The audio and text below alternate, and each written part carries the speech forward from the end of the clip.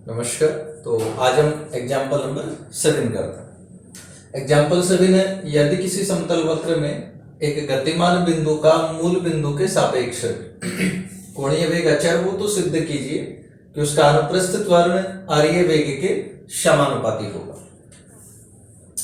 ठीक है, देखिए हमें दे दिया गया है कि गतिमान बिंदु का मूल बिंदु के सापेक्ष कोणीय वेग अचर है। ये कोणीय वेग हमें दे दिया गया है D theta upon d T. अचर मान लिया सपोज ओमेगा के बराबर है। फिर आगे देखिएगा, तो अब आपको सिद्ध करना है कि इसका अनुप्रस्थ त्वरण जो होगा आर्य वेग के समानुपाती होगा। देखते हैं अनुप्रस्थ त्वरण को हम लोग क्या आएगा। तो अनुप्रस्थ त्वरण हम लोग जानते हैं 1/r d by d t of r square d theta upon d t. ये इसको हल कर लेते हैं, तो 2r dot theta dot plus r theta double dot.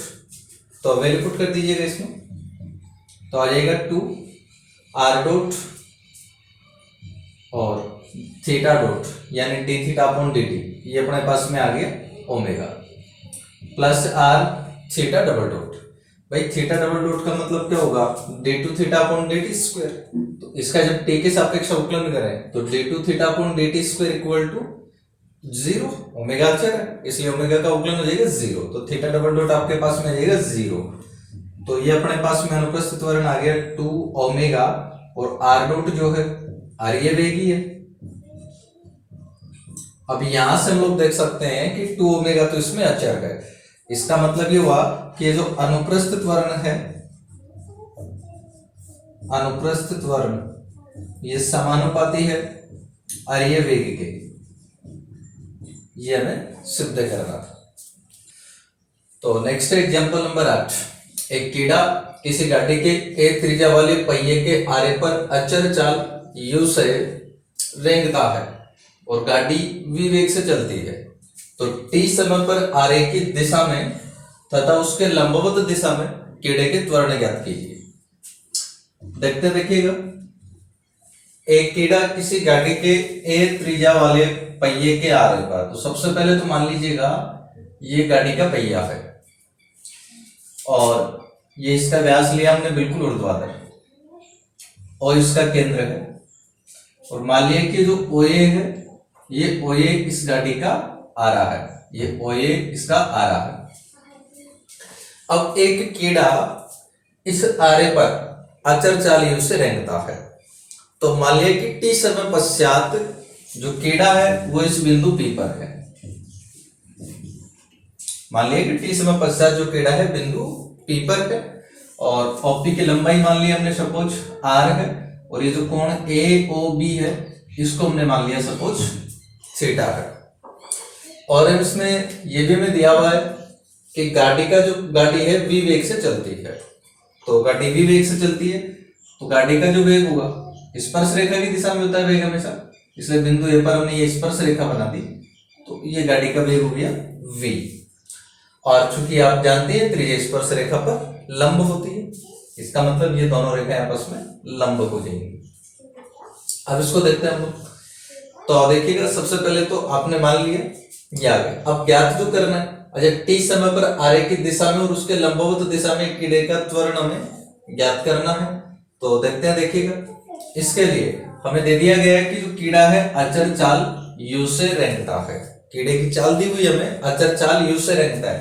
और ध्यान देना भाई, ये जो चाल u है वो OP की दिशा में ना आरे पर चल रहा है। तो अब OP की दिशा में जो वेग होता है इसको हम लोग आर्य वेग कहते हैं। तो आर्य वेग यानी कि r डॉट ये आपको दे दिया गया है कितना है u, और इसके समाकलन कर दिया जाए r डॉट का मतलब dr अपॉन dt। तो dr अपॉन dt ये u के बराबर है और इसके दोनों पक्षों का जब समाकलन कर देंगे तो r equal to ut plus c। और प्रारंभ में जब t बराबर 0 तो r बराबर 0 होगा यहाँ पर, तो c का मान 0 बन जाएगा। c का मान 0 होने का मतलब r इक्वल टू आपके पास में आ जाएगा ut। ये r आपको मिल गया। इसके अलावा बिंदु A पर जो वेग है गाड़ी का वो आपको दिया गया है v है, और वेग जो v है इसको आप देख सकते हैं OA के लंबवत है, और OA के लंबवत जो वेग होगा उसको हम लोग कहेंगे अनुप्रस्थ वेग, और अनुप्रस्थ वेग आप लोग जानते हैं r थीटा डॉट होता है। अब चूंकि बिंदु P की A की जब बात करें तो r जो होगा इस पहिए की त्रिज्या के बराबर होगा, और पहिए की जो त्रिज्या है वो आपको दी गई है कितनी है a। तो देखिए अनुप्रस्थ वेग आप ऐसा लिखते हैं r थीटा डॉट, तो यहाँ r का मान a हो गया थीटा डॉट और इक्वल टू कितना है v, तो ये अपने पास में r थीटा डॉट आ गई। इसका मतलब यहाँ से थीटा डॉट इक्वल टू हो जाएगा v अपॉन ए, और इसका अगर एक बार फिर से उपकलन कर दिया जाएगा तो थीटा डबल डॉट हो जाएगा 0, क्योंकि v बटा a अचर है। इसी प्रकार से देखिए r dot equal to u था और u अचर था, इसलिए जो r डबल डॉट है यानी इसका फिर से जब उपकलन कर देंगे तो u अचर है, इसलिए इसका उपकलन हो जाएगा 0। अब दोनों त्वरण हम लोग ज्ञात करेंगे। देखिए पहला जो त्वरण है वो तो हमें ज्ञात करना है आरे की दिशा में, तो आरे की दिशा में त्वरण, आरे की दिशा में त्वरण। अब आरे की दिशा में जो त्वरण होगा इसको हम लोग आर्य त्वरण कहेंगे, और आर्य त्वरण का फॉर्मूला हम जानते हैं r double dot minus r theta dot square.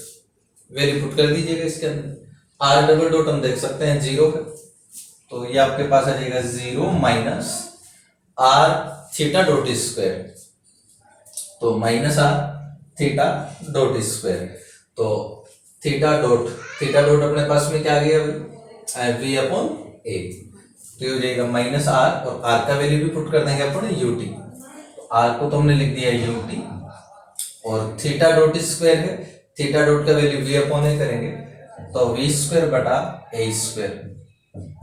इसको जब आप लोग हल कर देंगे 0 minus ut v square upon a square, तो यह आ जाएगा minus ut v square upon a square. ये अपने पास में आ गया आरे की दिशा में त्वरण या आर्य त्वरण। दूसरा में ज्ञात करना है आरे के लंबवत दिशा में कीड़े का त्वरण। तो अब की बार आरे के लंबवत दिशा में कीड़े का त्वरण हम लोग देखेंगे। आरे की लंबवत दिशा में कीड़े का त्वरण, आरे की लंबवत दिशा में कीड़े का त्वरण इक्वल टू, अब लंबवत दिशा में जो त्वरण होता है इसको आप लोग कहते हैं अनुप्रस्थ त्वरण, इसको हम कहते हैं अनुप्रस्थ त्वरण। और अनुप्रस्थ त्वरण के लिए जो फॉर्मूला होता है वो क्या हुआ करता है भाई 1 upon r D by d t of r square d theta upon d T. Value put कर दीजिएगा इसके अंदर, तो 1/r d by d t of r square d theta upon d t, ये इसका हो, इसको सीधा उपकलन कर दे एक बार तो ये हो जाता है 2r dot theta dot plus r theta double dot. इसमें वैल्यू पुट कर दीजिएगा तो 2r डॉट यानी कि u, थीटा डॉट यानी v अपॉन ए, और plus r theta double dot, theta double dot आपके पास में 0 हो गया। हल कर दीजिएगा तो 2uv अपॉन a, ये आपके पास में आ गया कीड़े के आरे के लंबवत दिशा में कीड़े का त्वरण या अनुप्रस्थ त्वरण। तो नेक्स्ट एग्जांपल 9, एक कण वक्र y equal to a log sec x बटा a में इस प्रकार चलता है कि इसकी स्पर्श रेखा एक समान दर से घूमती है। सिद्ध करो कि परिणामी त्वरण इसकी वक्रता त्रिज्या के वर्ग के समानुपाती होता है। देखते हैं, देखिए सबसे पहले में वक्र दे दिया गया है, वक्र है यहाँ y equal to a log sec x बटा a, इक्वेशन नंबर फर्स्ट। और अब यह वक्र इस प्रकार से चलता है कि इसकी जो स्पर्श रेखा है एक समान दर से घूमती है। स्पर्श रेखा के घूमने की दर आपको दे दी D psi upon D D. किस वेग से घूमती है? एक समान वेग से घूमती है। एक समान का मतलब अचर दर से घूमती है। तो अचर है तो मान लिया सपोज के बराबर है। तो अब सिद्ध करना है कि इसका जो परिणामी त्वरण है वो इसकी वक्रता त्रिज्या के समानुपाती होगा। तो हम ज्ञात करेंगे पहले तो परिणामी त्वरण। परिणामी त्वरण का मतलब यहाँ में दोनों त्वरण ज्ञात करने पड़ेंगे। दोनों का मतलब यहाँ पर वक्र का जो समीकरण है कार्तीय समीकरण है, इसलिए एक्स अक्ष की दिशा में त्वरण और वाई अक्ष की दिशा में त्वरण दोनों हमें ज्ञात करना पड़ेगा। यहाँ आर्य और अनुप्रस्थ नहीं होगा क्योंकि वक्र कार्तीय है। आर्य अनुप्रस्थ किसमें निकालते हैं? ध्रुवीय समीकरण में। तो यहाँ कार्तीय समीकरण है, इसलिए आप एक्स अक्ष और वाई अक्ष की दिशा में त्वरण ज्ञात करेंगे। अब एक्स अक्ष की दिशा में जो त्वरण होता है d2x/dt² होता है, वाई अक्ष की दिशा में जो त्वरण होता है d2y/dt² होता है। तो दोनों को हम लोग ज्ञात करेंगे। अब पहला एक्स अक्ष की दिशा में जो त्वरण होगा dx/dt होगा, तो उसको ज्ञात करते हैं अपन। देखिएगा तो ये जो समीकरण एक है, इसके दोनों पक्षों का x के सापेक्ष अवकलन कर लेते हैं हमने एक बार। तो समीकरण एक के दोनों पक्षों का x के सापेक्ष अवकलन करने पर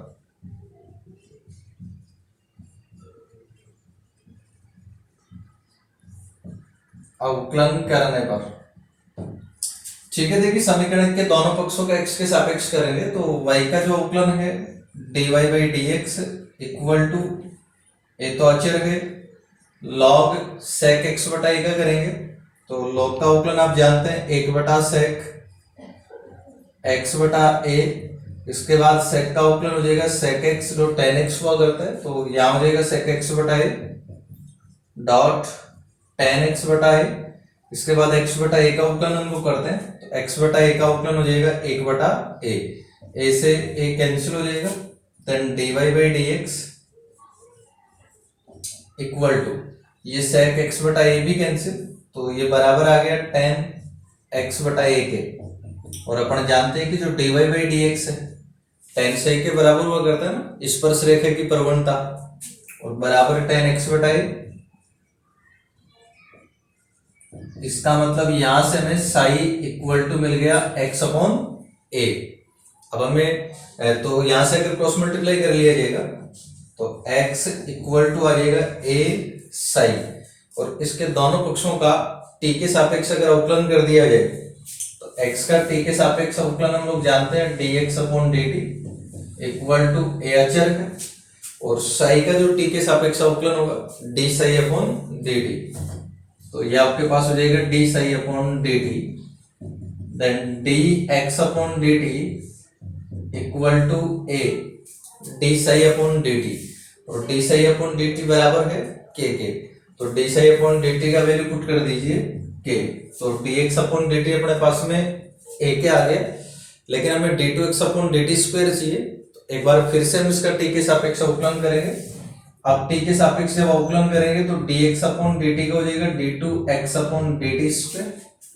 a के अचर है और अचर का अवकलन आप जानते हैं 0, तो a के का जो अवकलन है ये आपके पास में हो जाएगा 0। तो d2x/dt² अपने पास में आ गया 0। अब हम दूसरा त्वरण d2y/dt² ज्ञात करेंगे। उसके लिए हमें समीकरण के दोनों पक्षों का t के सापेक्ष अवकलन करना पड़ेगा। तो कर लीजिए समीकरण के दोनों पक्षों का t के सापेक्ष अवकलन। समीकरण के दोनों पक्षों का t के सापेक्ष अवकलन करने पर, t के सापेक्ष अवकलन करने पर देखिए भाई क्या बनेगा। t के सापेक्ष अवकलन करेंगे तो y का हो जाएगा dy/dt इक्वल टू a, यहां से अचर हो जाएगा, या dy/dt इक्वल टू, इसको सीधा सा हमेशा लिख सकते हैं dy/dx डॉट dx/dt। तो dy/dx हम लोग ज्ञात कर चुके हैं tan x/a,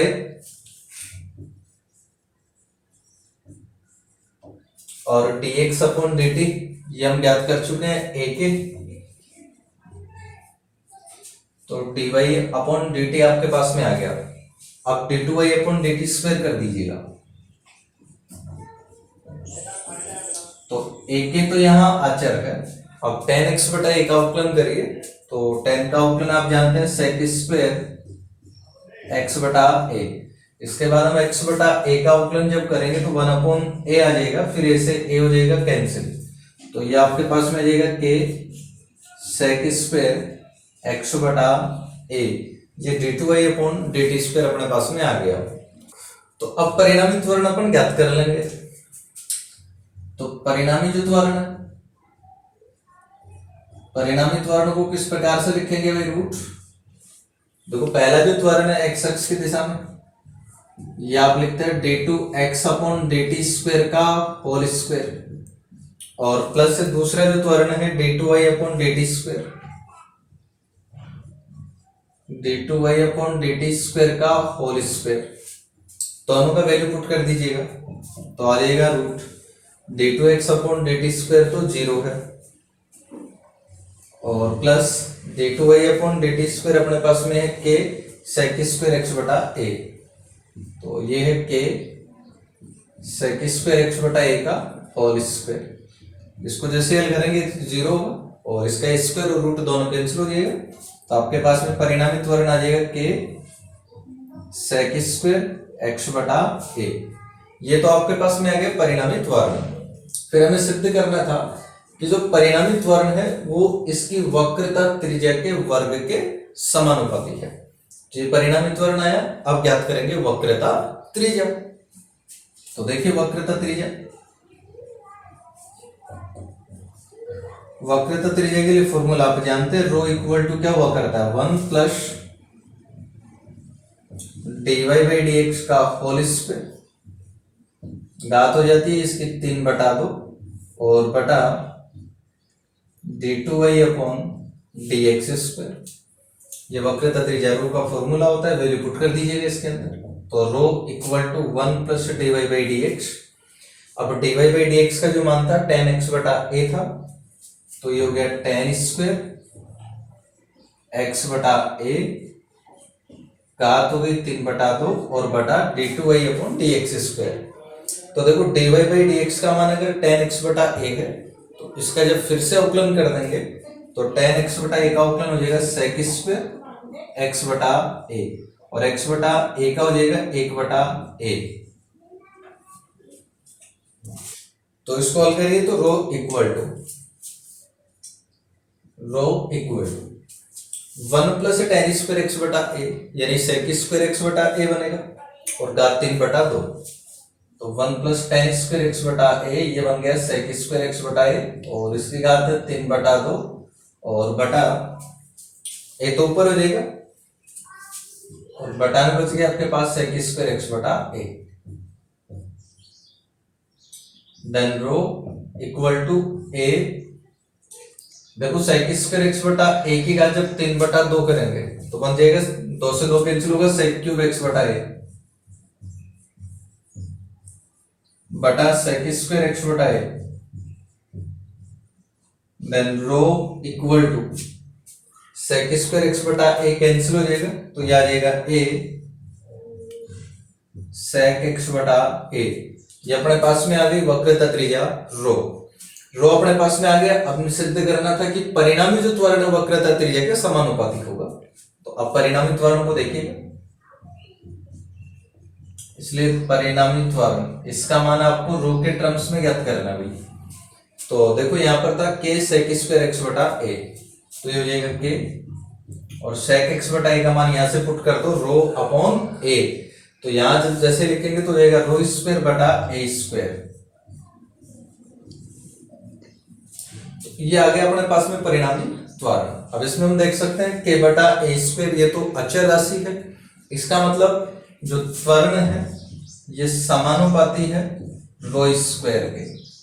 तो ये सिद्ध करना था अपने को कि जो परिणामी त्वरण है वक्रता त्रिज्या के वर्ग के समानुपाती होता है। ठीक है, तो अब एक्सरसाइज में अपने पास पहला प्रश्न, यदि एक कण a त्रिज्या के वृत्त की परिधि पर गमन करता है तो वृत्त के केंद्र को ध्रुव मानते हुए कण का अरीय वेग लिखिए। देखिएगा एक कण है और वो a त्रिज्या के वृत्त की परिधि पर गमन करता है, तो ये अपने पास में a त्रिज्या का एक वृत्त है और एक कण इस वृत्त की परिधि पर गमन करता है।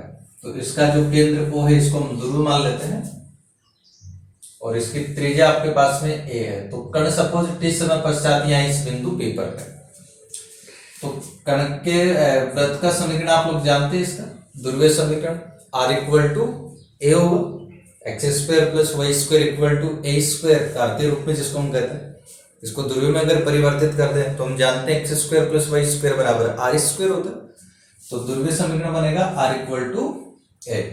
तो इसका अवकलन अगर कर दिया जाएगा तो dr अपॉन dt यानी कि r डॉट इक्वल टू ए अचर है, इसलिए अवकलन हो जाएगा 0। ये आपके पास में आ गया कण का अरिय